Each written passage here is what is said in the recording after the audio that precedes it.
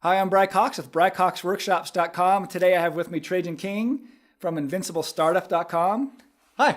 And today we're talking about the idea of buying stuff. Buying stuff, particularly for your business, but just kind of buying stuff in general. Buying stuff, kind of this whole mindset of just buying things as a business. We live in a consumer society, and I think that spills over to business. People buy stuff all the time. Yeah. We're marketed to buy stuff as consumers. And then as business people, we're always getting stuff in the mail. We're getting calls, and we're seeing other people. They've got their fancy equipment, their cameras, their software. Yeah. And we think, man, if I only had that one thing. Yeah, there's always the next thing. It's like, man, if I better couch for my opening lobby area, better this, better that, better, just always new desks, new, and then for photographers, new lights, new camera, new tripods, new just gear, new everything. Right. Yeah. And for any kind of business, you've got software that can automate things, or any kind of equipment that can make your business run more efficient. Yeah. You've got clothes. You've got clothes, you've got computers. There is a plethora, whichever one you prefer. Depending on what part of the country you live in. Right. Say it both ways. There's a lot of stuff that you can buy. But my question is, how do you make that decision? And for me, it's always been, can I argue it as an investment into my business? And that makes me because one, most things aren't really an investment. They're going to go down in value super fast, depreciate, lose value. And second of all, they're really not going to make me the money that I think they are. It's more about how I feel about my business or how I feel my business is perceived. Right. And it's a mistake to think there's any kind of magic bullet for your business. Yeah. Some kind of equipment that you can buy. In fact, just yesterday, I read an article of a company that's a 400-person company, and they went out of business because they bought too much stuff. They bought too much stuff. They hired too many people. Because they just got so excited, and they thought that they could buy revenue. They thought that if they bought all this. They got to look good. Yeah, they got to look good. They have to have a lot of, and this is actually a pretty common problem. Might not drive businesses out of business, but it happens a lot with startups where they'll anticipate the demand. They'll get equipment. They'll hire more people, and the demand doesn't materialize, and then they're stuck, and so they have to sell all that equipment off, or some of it off at a loss. Yeah. Or fire people, which nobody likes to do because they overextended themselves instead of going at a steady pace and growing organically, which I know is harder to do than it sounds because demand can go up and down. Yeah. But it's really tricky when you're talking about making purchases. Yeah, and a lot of times I'll hear photographers say things like, but I need this new car because I can't show up on location in a crappy car. I'm like, why can't you? Yeah, who's going to care? Yeah, what?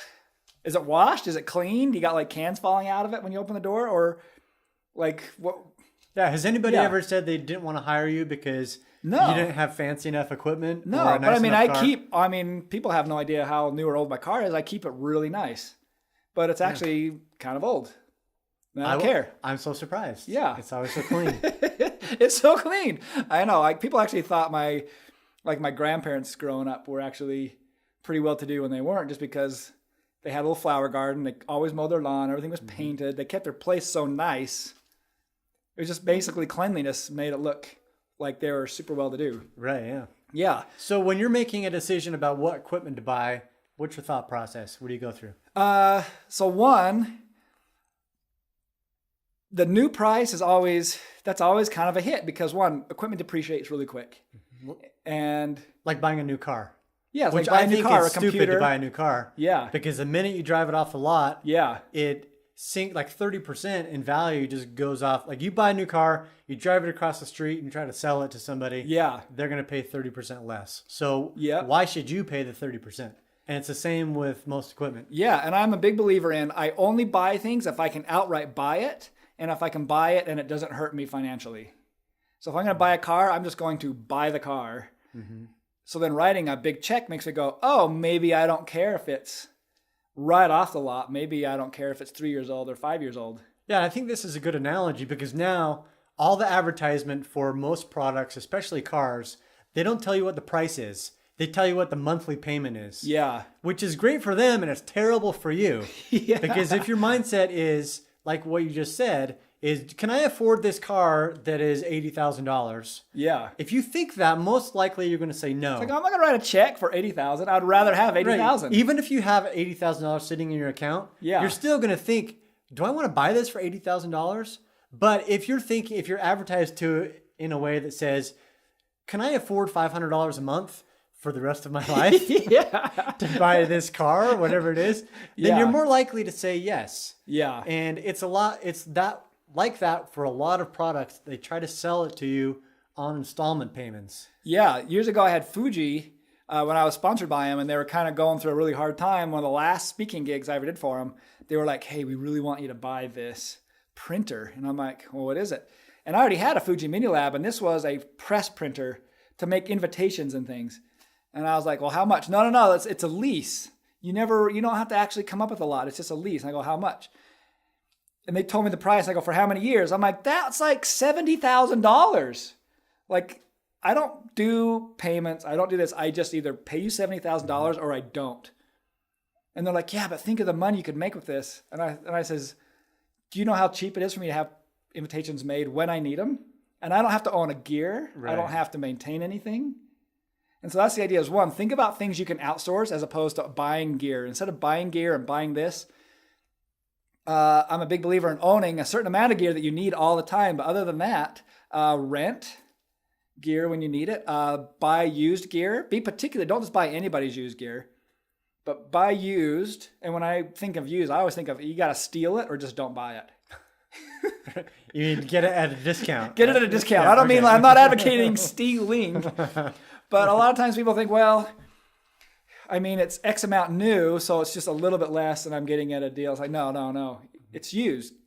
Steal it or don't buy it. Think about it like in terms of cell phones. Yeah. Cell phones come out, they're $700, but you need the two features that they added this time around, or can you go get a cell phone for $200 that does almost exactly the same thing, but doesn't have that new fancy feature? Yeah. And then also, I like to think of things in terms of an accountant. Part of accounting is having a balance sheet. Okay. So you want to make sure that your balance sheet, personal balance sheet or your company balance sheet, both are strong. So if you're buying equipment and it depreciates very quickly, that hurts your balance sheet. Yeah. Because you've paid a lot and it doesn't put much in terms of assets. So if you're buying equipment, then if you get it used or secondhand or get a good deal on it or just rent, then that really helps your balance sheet. You're buying an asset rather than buying a liability. Yeah, because the idea is you have X amount of money, you're putting a chunk into something that's disappearing. Right. Value-wise. Right. So if you can buy equipment that is worth $1,000 and you pay $500, then you're actually adding that as an asset to your balance sheet. If you're buying equipment for $1,000 and then 3 weeks later it's worth $500, then your balance sheet actually suffers, not to mention your cash flow and everything else. But think in terms of the assets that you're building, and then related to that, there's the balance sheet, and then there's the cash flow statement. What kind of cash flow can you make from those assets? Not the assets that you are overpaying for, like in the example of Fuji, but can you buy inexpensive assets and generate as much money, as much cash flow as you can from those assets that are either yours or that you can go and rent assets for very cheap and generate cash flow from that. Yeah, so think in terms of investment. Is this money I'm putting in here actually, how often am I using it? How many times a year am I going to use it? Is it something I use every single day, all day long, or is it something I use sporadically?